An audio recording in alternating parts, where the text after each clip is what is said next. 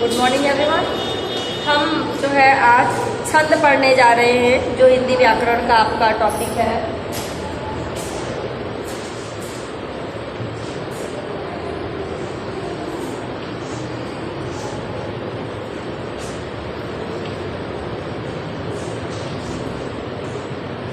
तो सबसे पहले मौखिक ये समझ ले है क्या छंद, ठीक है ना। तो बेटा एक कोई भी कविता जब हम पढ़ते हैं तो उस कविता को पढ़ने में एक लय होती है, एक गति होती है, कहीं विश्राम होता है। तो लय तुक छंद से युक्त, उसके बंधन से युक्त जो रचना होती है वो वही कविता हो सकती है। तो कविता छंद कविता की स्वाभाविक गति के का नियमबद्ध रूप है। छंद में निश्चित मात्रा या वर्ण की गणना होती है। छंद के आदि आचार्य पिंगल है, इसलिए छंद को पिंगल शास्त्र भी कहते हैं। ठीक है, छंद के जन्मदाता कौन है? आचार्य पिंगल है, इसलिए इसको पिंगल शास्त्र भी कहते हैं। छंद का अर्थ होता है बंधन, और बंधन मुक्त रचना जो होती है वो क्या होती है? गद्य होती है। ठीक है ना। बंधन से युक्त रचना काव्य होती है और बंधन से मुक्त रचना गद्य होती है। ठीक है। छंद जो है, छंद के प्रयोग के कारण ही काव्य रचनाएं पद्य कहलाती हैं। हिंदी साहित्य कोश के अनुसार अक्षर या अक्षरों की संख्या एवं क्रम, मात्रा गणना तथा यति गति से संबंधित विशिष्ट नियमों के नियोजन पद्य रचना छंद रचना कहलाती है। जो नियम से नियोजित हो, जो नियम से बंधी हुई है, ऐसी रचना छंद रचना कहलाती है। छंद के 6 अंग होते हैं। ध्यान से सभी लोग सुन लीजिएगा। छंद के कितने अंग होते हैं? 6 अंग होते हैं। कौन से? चरण माने क्या होती है बेटा? पंक्तियां जिसको कहते हैं। वर्ण माने होता है अक्षर। मात्रा क्या होती है? ने सिखाया लघु, गुरु और ह्रस्व, 3 तरह की होती है इसमें मात्राएं। लघु, गुरु और एक और होती है। ठीक है, 3 होती है, जिसको बोलने में मतलब कम समय लगता है। एक में जो होता नहीं, इसको ओम बोलते हैं, वो वाली। तो इसमें जो है मात्रा और गणना तथा यति, ये तीनों चीजें, मात्रा, यति, गति और तुक। तुक क्या होता है? मिलाना। एक तरह से तुकान पढ़ते हैं ना, तुक क्या है? एक लाइन कहीं और दूसरी लाइन कोई, ऐसा तो नहीं हो सकता ना। बंदम गुरु पद पदुम परागा सूरज सुवास होते अनुरागा। तो आगा देखो अंत में आ रहा, एक जैसा तुक बनना। ठीक है ना, ये भी छंद कहलाता है। ठीक है। प्रत्येक छंद चरणों में विभाजित होता है, पंक्तियों में विभाजित होता है ना बेटा। इसको पद या पाद कहते हैं। जिस प्रकार मनुष्य चरणों पर चलता, अपने पैरों से चलता है ना, उसी प्रकार कविता भी चरणों पर चलती है, पैरों पर चलती है। एक छंद में प्रायः 4 चरण होते। देखिए हमने आपको बताया ना कि कोई भी दोहा हम लेते तो बीच में विराम लगा होता है। ठीक है ना। प्रथम तृतीय पढ़ते हैं ना, प्रथम और तृतीय चरण में 11 मात्रा, द्वितीय और चतुर्थ चरण 13, ऐसा पढ़ते हैं ना। तो ये क्या है? जो चरण है वो एक आधी पंक्ति है। तो कह रहे हैं कि किन्हीं छंदों में, जैसे छप्पय, कुंडलियां, कवित आदि में 6 या उससे अधिक चरण भी होते हैं। वर्णों की गणना करते समय वर्ण चाहे लघु हो चाहे गुरु हो, उन्हें एक ही माना जाता है। जैसे रम, रमा। ठीक है ना। राम, रामा। इन चारों शब्दों में 2 वर्ण हैं। मात्रा से अभिप्राय उच्चारण के समय में लगने वाली मात्रा से, कि हम कितनी देर में एक शब्द का, एक वर्ण का उच्चारण कर लेते हैं। गुरु में लघु की अपेक्षा दुगना समय लगता है। अब देखिए यहीं पे बात आई लघु और गुरु। लघु का मतलब होता है छोटा। ठीक है ना, जैसे हमने बोला का। गुरु का मतलब हो गया लंबे समय तक चलने, दीर्घ। दीर्घ में क्या होता है? गा, का, खा, जैसे हम लंबे समय तक उसका उच्चारण करते हैं। की, तो जब छोटा उच्चारण होता है तो वहां पे लघु की मात्रा लगती है, और जब बड़ा देर तक उच्चारण होता है तो वहां पे क्या होता है, दीर्घ की मात्रा लगती है। इसलिए जहां मात्राओं की गणना होती है वहां लघु की एक मात्रा होती है और गुरु की दो मात्रा होती है। इस प्रकार उपयुक्त दो शब्दों में क्रमतः A1 + 1 = 2, 1 + 2 = 3, 2 + 1 = 2 and 2 + 2 = 4। लघु का संकेत हम खड़ी मात्रा से लगाते हैं, एक लाइन खींचते हैं, वो हम कहते हैं लघु है। और गुरु का क्या करते हैं, अवक्र की तरह एस की तरह एक चिन्ह लगा देते हैं, ठीक है ना, जिसको हम वक्र रेखा भी कह सकते हैं, इसको हम गुरु का चिन्ह मानते हैं। लघु के लिए ल और गुरु के लिए ग का संकेत भी प्रयोग किया जाता है। तो कौन कौन से वर्ण दीर्घ माने जाते हैं और कौन कौन से वर्ण हमारे लघु माने जाते हैं, ये देखते हैं। बातें नहीं बेटा। दीर्घ स्वरों वाले आ, ई, उ, ए, ऐ। अब देखिए ए हमेशा दीर्घ होता है, क्यों कि ए नहीं होता है, ए में कोई मात्रा नहीं लगती है और ए में एक मात्रा लगती है ना, तो दोनों ही दीर्घ होते हैं, ठीक है ना। अगर हम या में ए चढ़ाएंगे तो दीर्घ हो जाएगा ना, या में एक ही मात्रा लग गई, का में एक ही मात्रा लगाएंगे तो दीर्घ हो जाएगा, लेकिन ए ए तो दोनों ही दीर्घ होगा वहां पर। संयुक्त वर्ण के पूर्व वर्ण, संयुक्त वर्ण अगर कोई दो वर्ण मिला हुआ है तो उसके पहले वाला वर्ण भी आपका दीर्घ स्वर होता है। अनुस्वार वाले वर्ण, चंद्र बिंदु वाले वर्ण हमेशा लघु माने जाते हैं, जिसमें भी चंद्र बिंदु लगी होती है वो वर्ण क्या माने जाते हैं, लघु माने जाते हैं। विसर्ग वाले वर्ण, जैसे अंतः स्थल विसर्ग लगा हुआ है ना, ये वाले वर्ण भी आपके जो है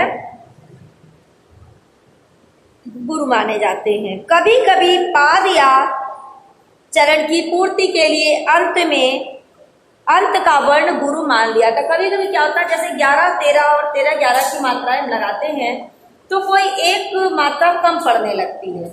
ऐसी स्थिति में जो अंतिम वर्ण होता है उसको हम क्या करते हैं, गुरु मान लेते हैं, ऐसा है नहीं, माना जाता है। हलंत वर्ण नहीं गिने जाते, जिन वर्णों में हलंत लगा होता है। हलंत का मतलब हो गया वर्ण आधा है, ठीक है ना। जैसे आपने लिख दिया का, आपने नीचे लगा दिया हलंत, क्या हो गया, आधा हो गया ना, इससे स्वर जुड़ा ही नहीं, इसको गिना नहीं जाता है, ठीक है। लेकिन उसके पहले जो वर्ण आता है वो हमेशा गुरु माना जाता है। और कहीं कहीं मात्राओं की गणना में चरण की पूर्ति के लिए, मतलब कोई मात्रा मान लीजिए चरण नहीं पूरा हो रहा है, तो ऐसी स्थिति में उच्चारण की दृष्टि को देखकर, उच्चारण करने में अगर समस्या आ रही है तो लघु को गुरु और गुरु को लघु के रूप में मान लिया था। कहीं कहीं ऐसा होता है, आपको बता देंगे, ठीक है। छंद का पाठ करते समय कहीं कहीं थोड़ी देर के लिए रुकना पड़ता है, इसको हम यति कहते हैं, जिसका हम निशान क्या लगाते हैं, जिसको आप कॉमा कहते हो, ठीक है, इसको हम विश्राम कहते हैं। या कहीं दो लाइनें खींची हैं, कहीं क्वेश्चन मार्क लगा, और कहीं कहीं विस्मयाबोधक चिन्ह। विस्मयाबोधक चिन्ह कैसे रखा रहता है, एक खड़ी फाइल लगा के नीचे नीचे लगाते हैं, इसको हम कहते हैं विस्मयाबोधक चिन्ह, ठीक है ना।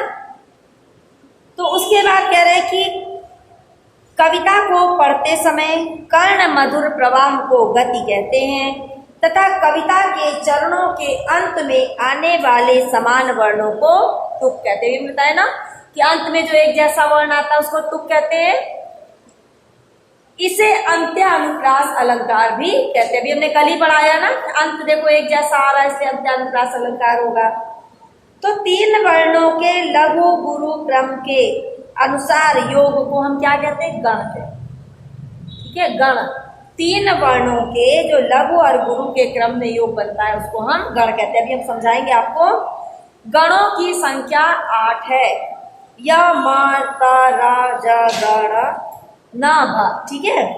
या माता जिसको भी हम लिखवाते हैं ना, या गण मा गण ना गण में पढ़ाया है आपको, दोबारा से भी पढ़ा रहे हैं हम आपको। इस सूत्र को समझने के लिए सबसे अच्छा तरीका क्या है, यमाता राजभान सलगा, ये सूत्र हमने आपको बताया था ना। तो इससे क्या होता है, 8 गणों का ध्यान हो जाता है, 8 गण आपको पता चल जाते हैं। तो हमने यहाँ पे क्या लिख दिया, यमाता राजभान सलगा, ठीक है। अब हम क्या लिखते हैं, माता, माता रा, ठीक है ना, ता रा मा च, ताराज, ठीक है, रा ज भा, भा नस, ठीक, भानस, और क्या लिखेंगे, नस्ल, नस्ल, न स ल, और अंत में लिखते हैं स ल रा, ठीक, कितना हो गया, 1 2 3 4 5 6 7, छूटा है क्या, य माता, मातारा, ताराज, जभान, ठीक है ना, जभान देखो गलत लिख दिया, सही करो इसको, जभान, फिर आया आपका भानस, नस्ल, सल्ला, है तो इतना ही बेटा, है ना, 1 2 3 4 5 6 नागर सर, सलगा है क्या नहीं चुका राजा, हाँ माता, मातारा, ताराज, जब भान, अच्छा राजमान चुका है, ठीक, सही कह रहे हो आप, फिर आएगा जहान, ठीक है ना, फिर भानस, हमें लग रहा है भानस, फिर आएगा नस्ल, फिर आएगा स ल ता, ठीक है, 1 2 3 4 5 6 7 8, अब सही होगा, सही है, छूट गया था। तो अब हम इसके उदाहरण को कैसे चेक करेंगे, देखिए यह माता में क्या आ रहा है, 1 लघु और 2 गुरु आ रही है, तो हम निशान को कहाँ बना लेंगे, बीच में बना के देख लेते हैं, इसमें होगा 1 लघु और 2 गुरु, इसके लिए हम कौन सा वर्ण ले सकते हैं, तालाब नहीं, पहला अक्षर गुरु लघु होना चाहिए और 2 अक्षर गुरु होने चाहिए, यशोदा, ठीक है, यशोदा। अब देखिए इसमें पहला अक्षर आपका लघु आ रहा है और ये दोनों आपके गुरु आ रहे हैं, ठीक है ना, मातारा, अब इसमें तीनों ही वर्ण आपके गुरु आने चाहिए, तो तीनों वर्ण किसमें आ रहे हैं गुरु, मायावी, ठीक है ना, मायावी आ गया, तीनों में गुरु आ रहा है ना,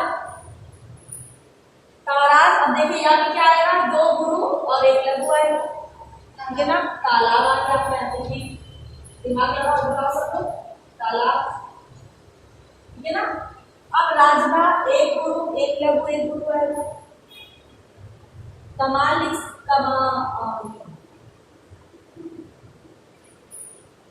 क्या होगा बताओ, सोचिए श्याम की राम की लिखो, तालाबों का 2 गुरु, जबान आया था, ये बेटा ये इसका रह गया ना, ये ठीक है, ये हो गया ना, क्या मुझे बता दिया आपको, क्या होगा, कुछ आप लोग बताएगा बेटा, राम जी, ठीक, इसके बाद में आया था जवान, 1 आपका गुरु लघु, फिर सॉरी लघु गुरु और लघु, अब क्या होगा, जलाओ, प्रकाश, प्रकाश हो सकता है, ठीक है, मानस, मानस से 1 गुरु 2 लघु, बादल, बादल भी तो हो सकता है, मानस भी हो सकता है, ठीक है ना, नसल, इसमें दोनों ही गुरु, कमल, जी, अब बचा सारा 1 किया आपका 2 लघु ठीक है ना, क्या होना चाहिए? कमला, कमला, अमला, कोई भी शब्द, ठीक है ना। तो हमारी समझ से क्लियर हो गया होगा सबको अच्छी तरह से। तो जिन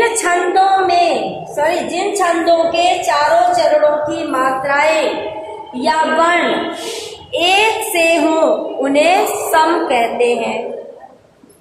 सम मात्रिक छंद, विषम मात्रिक छंद अभी आगे हम पढ़ेंगे। चौपाई, इंद्र वज्रा आदि जो है वो सममात्रिक छंद है, जिनमें पहले और तीसरे तथा दूसरे और चौथे चरणों की मात्रा या वर्णों में समता हो उसे अर्ध सममात्रिक कहते हैं। जैसे दोहा, चौपाई पढ़ते हैं तो अर्ध सममात्रिक है ये। दोहा, सोठा, सॉरी चौपाई नहीं, दोहा और सोठा। जिन छंदों में 4 से अधिक 6 चरण हो और वो एक जैसी मात्राओं वाले ना, उनको क्या कहते हैं? विषम मात्रिक छंद कहते हैं। ठीक है ना। तो आज के वीडियो में इतना ही। छंद के प्रकार आगे के वीडियो में हम पढ़ेंगे। Thank you.